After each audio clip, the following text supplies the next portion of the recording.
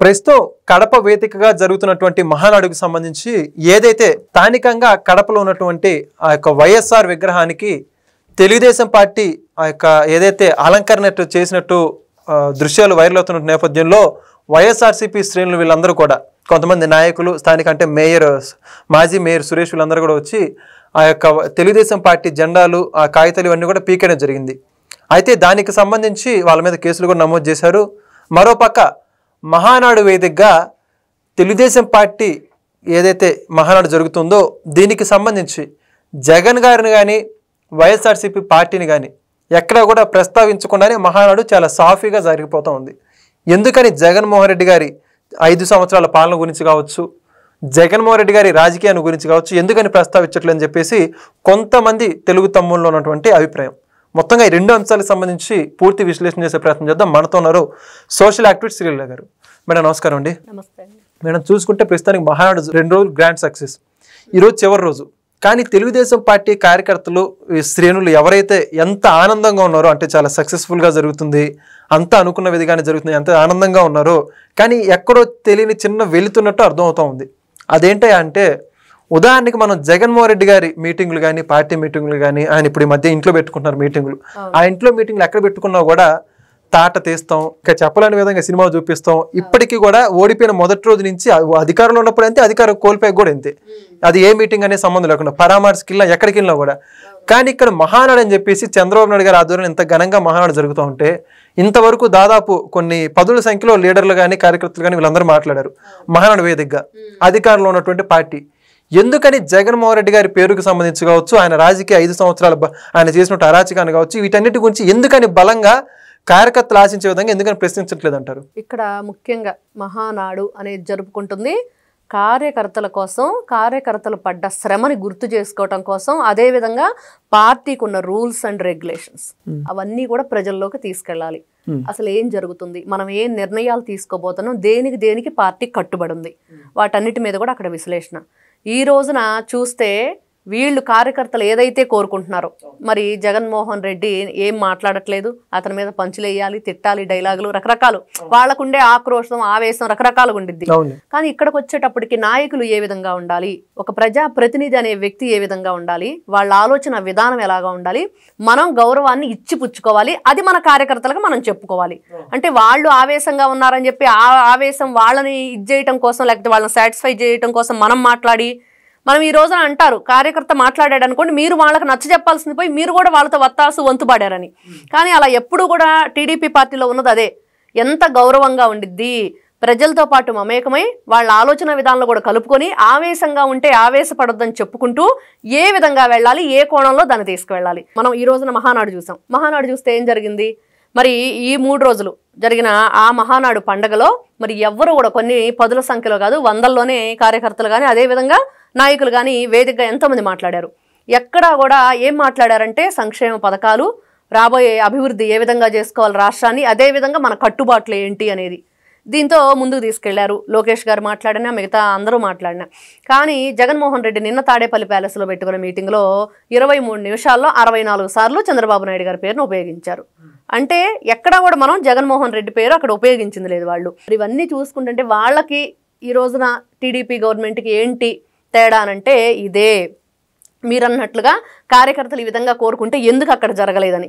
కానీ ఈ రోజున ఆ జరిగేదాన్ని ప్రజలు వ్యతిరేకించి వాళ్ళని 11కు పరిమితం చేసి పక్కన కూర్చోబెట్టాడు. ప్రజలు దాన్ని ఈ రోజున ఆస్వాదించట్లేదు. ఎందుకంటే ఏ విధంగా ఉండాలి, ప్రజలు ఏం కోరుకుంటున్నారు, ప్రజలకు మనం ఏం చెయ్యాలి, యువతకి ఉద్యోగాలు కావాలి, మరి వాళ్ళకు ఉద్యోగ కల్పన కల్పించడానికే అదే ధ్యేయంగా ముందుకు తీసుకెళ్లాలంటే ఎన్ని విధాలుగా అభివృద్ధి జరిగితే వాళ్ళకు ఉద్యోగాలు వస్తాయి, మరి సంక్షేమ పథకాలు ఎన్ని విధాలుగా ఈ రోజున అభివృద్ధిలోంచి మనం డబ్బులు ఉత్పత్తి చేసుకుంటే వీళ్ళకి సంక్షేమ పథకాలు ఇస్తాం. మరి ఎక్కడి నుంచి వచ్చింది, జగన్మోహన్ రెడ్డి లాగా దోచుకోండి దాచుకోండి ఈ రోజున అతను ఏదో వరగబెడతారని చెప్పి వీళ్ళు అధికారం పట్టం కడితే వాళ్ళు ఏం చేశారు, వాళ్ళ జేబులు నింపుకోవటానికే టైం సరిపోలేదు, ఇంకా రాష్ట్రం గురించి ఆలోచించడానికి వాళ్ళకి టైం లేకుండా పోయింది. కాబట్టి అట్లాంటి వ్యక్తులు ఎలా మాట్లాడతారంటే ఈ రోజున జగన్మోహన్ రెడ్డి 23 నిమిషాల్లో 64 సార్లు మాట్లాడినట్లు. కాబట్టి కార్యకర్తలు ఆవేశంగా ఆలోచించినా కానీ ఇక్కడ సమగ్రవంతమైన నాయకుడు పరిపాలనలో ఉన్న వీళ్ళంతా కూడా సమగ్రవంతమైన పరిపాలన అందించాలి, సంక్షేమ పథకాలు, అభివృద్ధి, మరి అదేవిధంగా యువతకి ఉద్యోగ కల్పన, మరి మహిళలను ఏ విధంగా మనం గౌరవించాలి, వాళ్ళకి మనం ఏ విధంగా హామీలు ఇచ్చాం, అవన్నీ ఏ విధంగా నెరవేర్చాలి, వీటన్నిటి మీదే అక్కడ కొనసాగింది.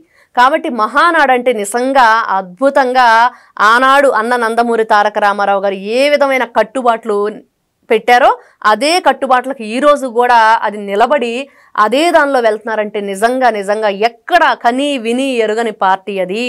ఇక ముందు ఉండబోదు, రాబోదు అట్లాంటి. ఎందుకంటే మనుషులు ఆ విధంగా మారిపోయారు. ఇప్పుడు కట్టుబాటుకి ఎక్కడా లేదు. ఈ రోజున చూసాం జగన్మోహన్ రెడ్డి అండుకో ఏం చెప్పారండి అమరావతి రాజధాని గురించి, మాకు ఇష్టమే 30,000 ఎకరాలు చూసి ఎక్కడైనా సరే అమరావతి రాజధాని ఆంధ్రప్రదేశ్ కట్టండి అని చెప్పి జగన్మోహన్ రెడ్డి సాక్షాత్తు అసెంబ్లీ సాక్షిగా చెప్పాడు. అదే వీక్ తర్వాత ఏమన్నాడు, మొన్నే మాట్లాడాడు, ఎందుకు 30,000 ఎకరాలు 40,000 ఎకరాలు ఎక్కడో 500 ఎకరాలు చూసి పెట్టకపోయారా అని. అంటే మీరే రెండు రకాలుగా, మొన్న బొత్స సత్యనారాయణ గారిని మరి అక్కడ మనం మంత్రిమండలి సాక్షిగా మాట్లాడుతుంటే అతనేం మాట్లాడాడు, అప్పుడు అలా మాట్లాడాం, ఇప్పుడు ఇలా మాట్లాడుతున్నాం, మేము ఆలోచించి అవుతాం. అంటే ఇన్ని విధాలుగా నాయకులు ఏ విధంగా మార్పు చెందుతున్నారు కాబట్టి ప్రజలు కూడా వాళ్ళకు తగ్గట్లుగానే వాళ్ళ ఆలోచన విధానం మారుతుంది. ఇన్ని విధాలుగా మాట్లాడే వీళ్ళకి మనం ఓట్లు గెలిపిస్తే రేపు మన పరిస్థితి ఏంటి అని ఆలోచించుకొని వాళ్ళు అడుగులు ఎటువైపు వేశారంటే కూటమి ప్రభుత్వం పట్టం కట్టే వైపు వేశారు. కాబట్టి అదే తప్పు మళ్ళీ టీడీపీ గవర్నమెంట్ ఈ విధంగా ఇప్పుడు మహానాడులో చర్చకు వచ్చినా అట్లాంటి అంశాలు తీసుకురాకూడదు. మనం కట్టుదిట్టమైన కొన్ని నియమ నిబంధనలతోటి వెళదాము. నిజంగా ఒక దీక్ష తీసుకుంటే ఎలా ఉండిద్దంటే, మనం మా అయ్యప్ప మాల వేసుకుంటే నల్ల బట్టలను, లేకపోతే ఇంకో మాల వేసుకుంటే ఇంకో రంగు బట్టలను ధరిస్తారు. కానీ ఈ రోజున పసుపు సైనికులు ఆ పసుపు కండవ వేసుకోగానే, ఆ విధంగా టీడీపీ జెండా పట్టుకోగానే వాళ్ళలో ఒక కట్టుబాటు, ఒక ఏదైతే ఒక నియంత్రతత్వం వాళ్ళలో, ఇదిగో ఇది మాట్లాడకూడదు, ఇది చేయకూడదు అనే భావన ఏర్పడి ఆ పసుపు జెండా నాయకుడి కోసం వాళ్ళు కట్టుబడి ఉంటున్నారు. కాబట్టి ఇట్లాంటి ఏదైతే ఒక నీతికి జాతికి కట్టుబడి ఉంటాడు వీడు అనేది ఒక మాట ఉండిద్ది. ఆ కట్టుబడే ఎవరంటే ఈ కార్యకర్తలు, ఈ నాయకులు, ఈ పార్టీ. అట్లాంటిది మళ్ళీ కూడా తరతరాలకు కూడా మనం చూడలేము. తరతరాలకు దాన్ని నిలబెట్టుకుంటూ వస్తున్నారు. ఇంకా మనం చూస్తే యువ నాయకుడు నారా లోకేష్ గారు కూడా అదే బాటలో పయనిస్తూ ఈ రోజున ముందుకు తీసుకెళ్తున్నారు. సమగ్రవంతమైన పరిపాలన అందిస్తున్నారు. ఓకే, మరి అయితే చూసుకుంటే ఆ మహానాడు జరిగేటువంటి ప్రాంతం ఏదైతే ఉందో కడప వైఎస్ఆర్ బొమ్మకి ఆ పరిసర ప్రాంతాల్లో తెలుగుదేశం పార్టీకి చెందినటువంటి అలంకరణ తోరణాలు పార్టీకి సంబంధించిన కట్టిన నేపథ్యంలో వాటన్నిటిని కూడా వైఎస్ఆర్సీపీ పార్టీ కొంతమంది నాయకులు అవన్నీ కూడా తీసేయడం జరిగింది. దానికి సంబంధించి మీ అభిప్రాయం ఏంటి? ఇక్కడ ఫస్ట్ వైఎస్ఆర్సీపీ పార్టీ వాళ్ళు అడుగడుక్కి రాజశేఖర రెడ్డి విగ్రహాలు పెట్టారు కడపలోనా? కడపలో. మరి అడుగడుక్కి మీరు విగ్రహాలు పెట్టుకున్నప్పుడు ఏదైనా ఒక సందర్భం, ఏదైనా ఒక పండగ వాతావరణం నెలకొల్లాలి. ఇప్పుడు మహానాడు అక్కడ జరిగింది. మరి దాని తగ్గట్టుగా మనం ఒకవేళ వాళ్ళకి ఆ రూట్ చూపించే క్రమంలో బ్యానర్లు పెట్టినా, అదే విధంగా అక్కడ ఆహ్లాదకరమైన వాతావరణాన్ని మన పసుపు పండగ అని చెప్పేసి వాళ్ళు చెప్పుకుంటారు, స్వాగతం కోసం ఏదైనా దానికోసం అంతా కూడా అలంకరణ చేశారు.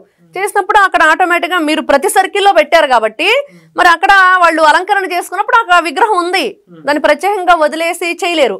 ఇక్కడ ఇంకో విషయం ఏంటంటే, వీళ్ళు అధికారంలో ఉన్నప్పుడు సాక్షాత్తు మనం ఈ రోజున ఒక పార్టీకి సంబంధం లేదు, ఆయన మహానుభావుడు అన్న నందమూరి తారక రామారావు గారు మరి సినీ నటుడుగానే కాదు, అదే విధంగా జాతీయ స్థాయిలో కూడా ఏ విధంగా ఢిల్లీ గడ్డపై తెలుగువాడి ఆత్మగౌరవాన్ని కాపాడాడు. మరి తెలుగువాడు అంటే జగన్మోహన్ రెడ్డి తెలుగువాడేగా, ఇక్కడ పార్టీలు తీసేయండి. మరి అంత గొప్ప వ్యక్తి హాస్పిటల్కి ఏదైతే మన మెడికల్ కాలేజీకి పేరు మార్పించిన దౌర్భాగ్య పరిస్థితి జగన్మోహన్ రెడ్డిది. తన తండ్రి పేరు పెట్టుకోవటం కోసం మరి అంత గొప్ప నాయకుడి పేరు నువ్వు తీసేసావంటే ఏ విధంగా చూడాలి? మరి దానికంటే ఇదే. మరి అదే విధంగా చూస్తే ఎన్టీ రామారావు గారి విగ్రహాలు ఎన్ని ధ్వంసం చేశారు వీళ్ళు అధికారంలోకి వచ్చిన తర్వాత. సైకిళ్ళను బైకులకు గట్టి ఏ విధంగా వీళ్ళు లాక్కొని వెళ్ళారు రోడ్ల మీద. అదే విధంగా టీడీపీకి సంబంధించిన వాళ్ళు కూర్చోటానికి సిమెంట్ బెంచీలు వేస్తే వాటిని కూడా సర్వనాశనం చేసేసారు, ఉండటానికి వీల్లేదని. కూర్చునేవి మనం పల్లెటూరులో కానివ్వండి, రోడ్ సైడ్ సిమెంట్ రోడ్లు అప్పట్లో మరి లోకేష్ గారు సీసీ రోడ్లు, అంతటా సీసీ రోడ్లు, ఎల్ఈడి బల్బులు వచ్చినాయి. ఆ తర్వాత ఈ సిమెంట్ బెంచ్లు కూడా కొన్ని ఏర్పాటు చేశారు, గ్రామ పంచాయతీ స్థాయిలో కానివ్వండి, ఎమ్మెల్యే స్థాయిలో కానివ్వండి. ఇవన్నీ ఎందుకు ధ్వంసం చేశారు? దానికంటే ఇది వీళ్ళు ఏం చేశారు, చక్కగా అలంకరణే కదా. ఇంత దౌర్భాగ్య పరిస్థితులు మీరు ఇంకా ఇంత నీచంగా రాజకీయాలు తెరదీస్తూ అక్కడున్న వాటిని అలంకరణ చేసిన వాటిని ఫ్లెక్సీలు చింపేయటం కానీ అవన్నీ కూడా తొలగించడం కానీ చేసిన మీ నీచ బుద్ధికి, మీ సంకుచిత మనస్తత్వానికి ఏం పేరు పెట్టాలి, ఏ విధంగా మిమ్మల్ని పోల్చాలో కూడా అర్థం కాని పరిస్థితి ఈ రోజు. థాంక్యూ. నమస్తే. Please subscribe to Leo news for more videos.